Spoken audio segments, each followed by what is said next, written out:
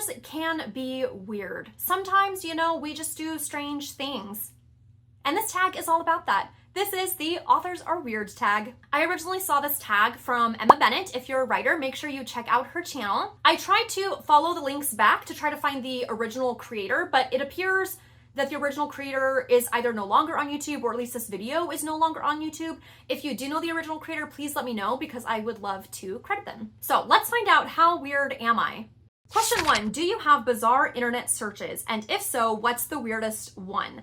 So I know I have had some pretty crazy ones, and I am definitely the paranoid person who is like, what is my personal FBI agent thinking right now?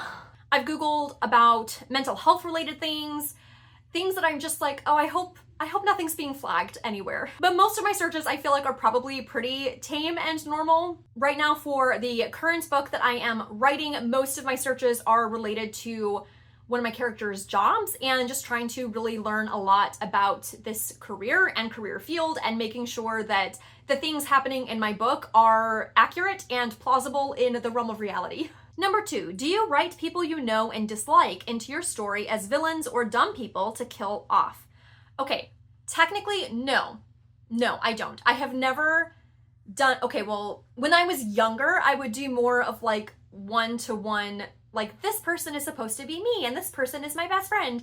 But that was like when I was young, which, fun fact, my name was Natalie when I wrote the fictionalized version of myself. But yes, I don't do that anymore, mostly because I am very scared of the legal and ethical repercussions. What I have done for either people I dislike or people I like, sometimes I will take a name from a person that I know in real life and the character will be called that. Like there was a person that I was not a fan of, and I did take their name, and it was a character in my story who was not likable, but that character was nothing like this person I knew in real life. It was just the name correlation. Or I've taken characteristics of people and put them into a character. But I've never like based a character on someone or made it like the same type of person, if that makes sense. And I feel like I've done that for people that I like as well. Number 3, does personal hygiene sometimes come second to writing? Thus far, no, because I still have a tendency to procrastinate on my writing. So if I'm like, oh, maybe I should go take a shower, then I'll be like, yes, I'll go take a shower instead of, you know, writing more, which is great. You know, hygiene is great. I am all about that. But also I don't always need like an excuse to keep procrastinating. So maybe there's a balance. Maybe if I need to sit down and write, I can postpone a shower, but also not, you know, let hygiene go by the wayside. Number 4, do you go on baby name websites to help you name your characters? Yes, but I kind of wish I didn't. So for the longest time when I would write, definitely when I was younger, and up until the last few years, the character names always just came to me. I feel like it was part of the inspiration. And like, I still have this character from a book that I wrote when I was 14, maybe. I have not gone back to read that book because I'm sure the quality is not quite there, but this will forever be one of my favorite characters that I've ever written. His name was Cameron. He was so great. So Cameron will always hold a special place in my heart. But all of the characters that I would write, a name would just come to me that just was perfect and it fit that character and it just made sense with my story. I feel like as I've gotten back into writing and, you know, I think I've talked some about this on my channel, so hopefully this isn't too repetitive, but I took a lot of time off of writing because I think I just let life get me really jaded. And I think that I had gotten to where I just felt like the dreams were all far-fetched and that was kind of a childhood fun thing, but not something for me anymore. So it's only been in the last 3-4 years that I've really started letting myself write again and then letting myself enjoy it again and then letting myself take it seriously. I feel like it's been incremental steps. But with that, I realized that I feel like, and this is terrifying, that so much of my ease of imagination that I used to have is no longer there. I think because of having so much time where I did feel so jaded about my writing. So right now I do use baby name websites or name generators or things like that to help me choose a name or get my ideas going. And I look forward to hopefully the day where my imagination and ideas will converge and, you know, the perfect names will just come to me. Because even in my current manuscript, like the names are fine, but they're not just like perfect like they used to be. So well, one of them I'm pretty happy with. One of them I'm not. So we'll see. Number 5, do you have a list of actors and actresses that would play your characters if there was an adaptation made? No, but I should. Oh, I'm gonna have to think about that. As of now, I don't have ideas, but I want to sit with that and think about that because that would be fascinating to have an answer for. Number 6, have you ever stared at a stranger because they look like one of your characters? So generally speaking, I try not to stare at strangers. There was one time I was in a coffee shop writing, as one does, and I was so the counter to order was on this side, and then there was like a wall with like a little sitting nook. And so I was kind of tucked behind the wall back here at a little table, but I'm close enough to the counter that I can hear. And I hear someone walk up to the counter and, you know, the person says, can I help you? Or what would you like? Or, you know, whatever. And the person orders and they have this like nice, rich, deep voice. And then the person says, okay, can I get a name for the order? And he says his name and it's literally the name of my main character that I am currently writing. And I was just like, oh my gosh. And then I was like, I have to see what this person looks like, but I don't want to like, you know, peer around and be like super suspicious or like, you know, weird. So I just kind of nonchalantly waited and I'm like, hopefully this person will like come and sit down in this general area once they retrieve their coffee.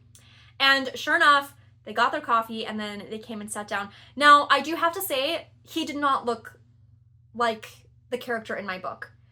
Quite different from the character in my book, but I was still so excited because it's not a super common name and it just made me so happy and I love that.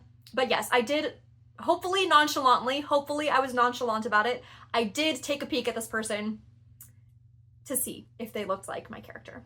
Number 7, do you talk to yourself to help work through scenes? And if so, where do you talk to yourself?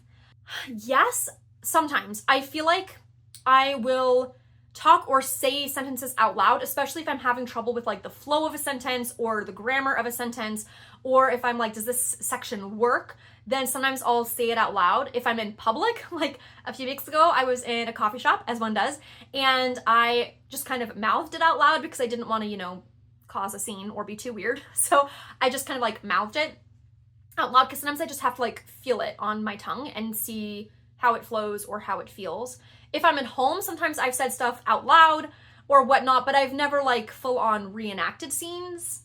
Although that would be cool. Maybe I should try that. Number 8, while writing, do you make the expressions your characters are making?